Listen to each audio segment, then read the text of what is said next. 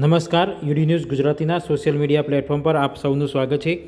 અત્યાર સુધી તમે અમારી ચેનલને સબસ્ક્રાઈબ ના કરી હોય તો સૌપ્રથમ આને સબસ્ક્રાઈબ કરજો, જેથી તમને આ ચેનલ પરથી તમામ વિડીયો આ ચેનલ પર જોવા મળશે।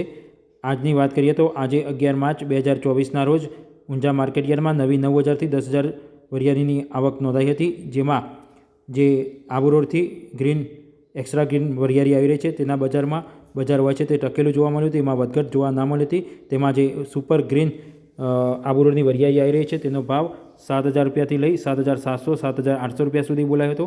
તેના કરતાં નીચી ક્વોલિટીનો માલનો ભાવ 6000 રૂપિયાથી લઈ 7000 રૂપિયા સુધી બોલાયો હતો।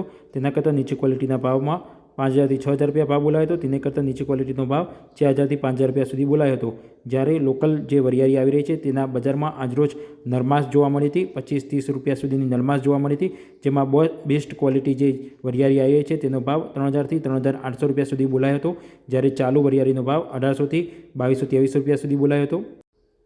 જ્યારે મીડિયમ ક્વોલિટીની જે વરિયાળી હોય છે તેનો ભાવ 2300થી 3000 રૂપિયા સુધી બોલાયો હતો। તમે જો ખેડૂત હોય તો આ વખતે તમારી વિસ્તારમાં કેવું વરિયાળીનું વાવેતર થયું હતું અને કેવું ઉત્પાદન મળી રહ્યું છે તે નીચે કોમેન્ટ કરવા વિનંતી છે। તમે અમને 98 240 95656 પર વિડીયો પણ મોકલી શકો છો।